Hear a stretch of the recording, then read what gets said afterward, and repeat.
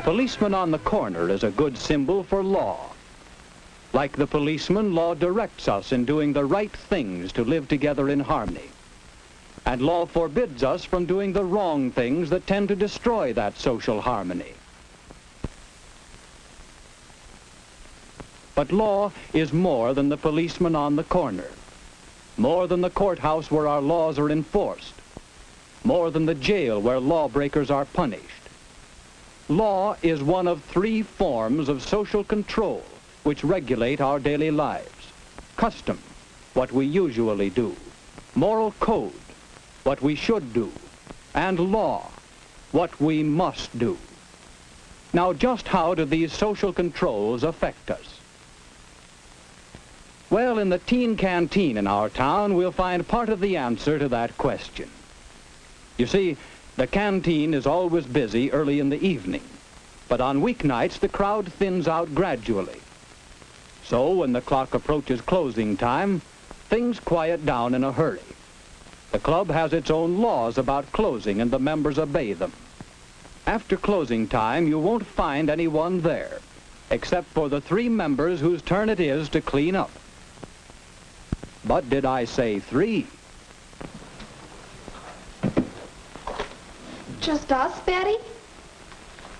Aren't there always three on the cleanup committee? Yes. I wonder who's missing. If it's that Jack McGregor again. It is. I've heard he always ducks out early. It's bad enough with three to clean out, but only two. And he's supposed to be business manager of the canteen. You know, Betty, I'm going to bring this up at the business meeting tomorrow. I'll show that Jack McGregor. I meant to tell you, Betty, honest, Jane. My dad insisted that I be in the house by 11 o'clock. Can't you explain to him? He wouldn't want you to run out on your responsibility, would he? Take it easy. We're not getting anywhere this way. Staying to clean up is a problem with a lot of us.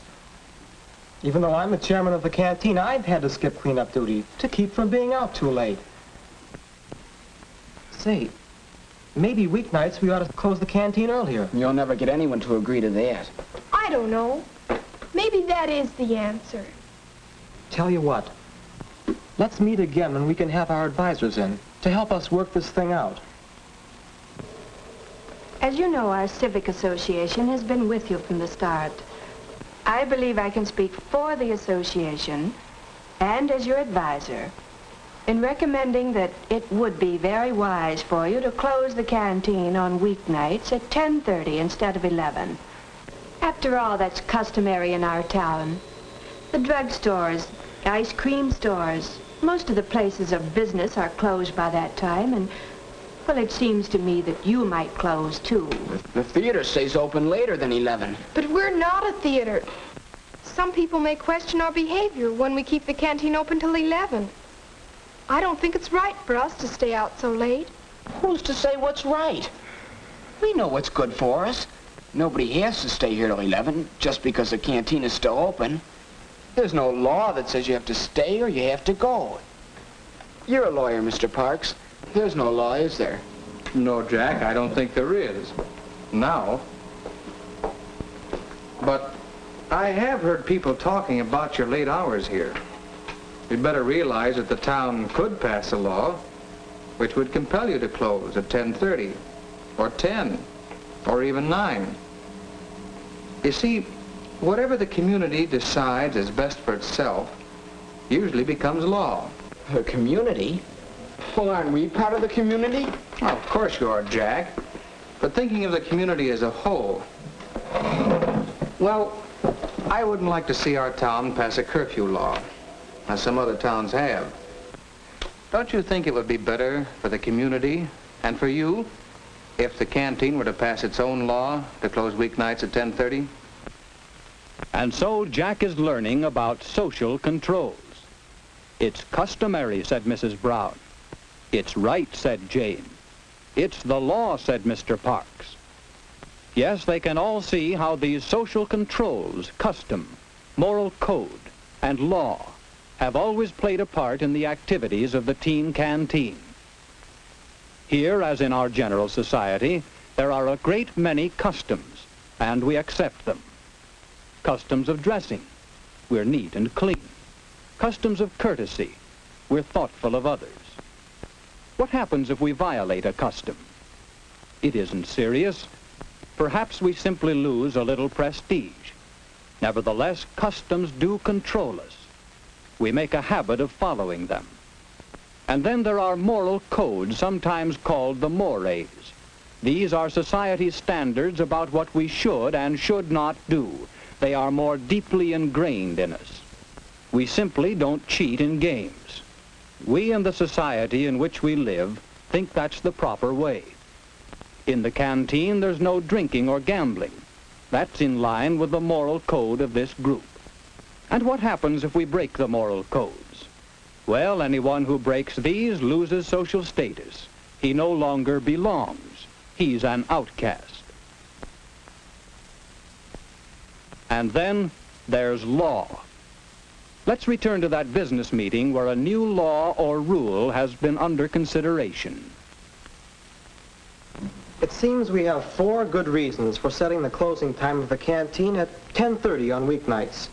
For the convenience of the cleanup committee, we need an earlier closing hour. Then there's the custom in the town. And some feel that it's not right for us to stay out late. Finally, we want to be sure that we stay within the laws of the town so that we can continue to govern ourselves without outside interference. With all these reasons, I'm sure the majority of canteen members will vote for 10:30 closing. What do you say? I think it's the only thing to do. I'll agree. Well, we're only advisors. You make your own laws. But I think you'll find that your new law is a good law. Law is a whole body of rules for our conduct made by representatives of the people and enforced by established means. We all know that there are many don'ts in the laws we make.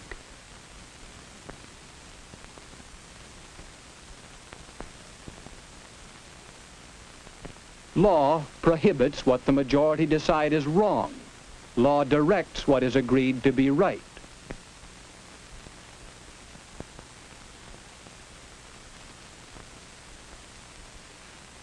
Laws require you to go to school so that you and society will benefit, and laws provide the schools for you to attend. Thus, every day you come in contact with social controls, with custom, with moral code, and with law. Suppose this were you. What social controls affect you? Well, in your family, and your school, and your church. In your whole community, there are customs and moral codes which guide your actions. Many of these customs and mores are enacted into formal laws. The town or city in which you live has laws which control you. There are state laws passed and enforced by state governments. And the federal government in your name makes laws which affect you. And we are hopefully working toward a still higher level of law, the law of nations united for world peace. You are guided by all these laws and controls.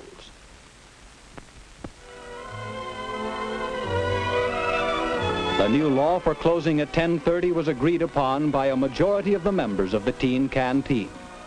A good law because it agrees with the customs, the moral codes, and the laws of this group and of this community. In a democracy, such laws and social controls belong to the people who live under them. These laws are yours, to make wisely, to change intelligently, to understand and live by.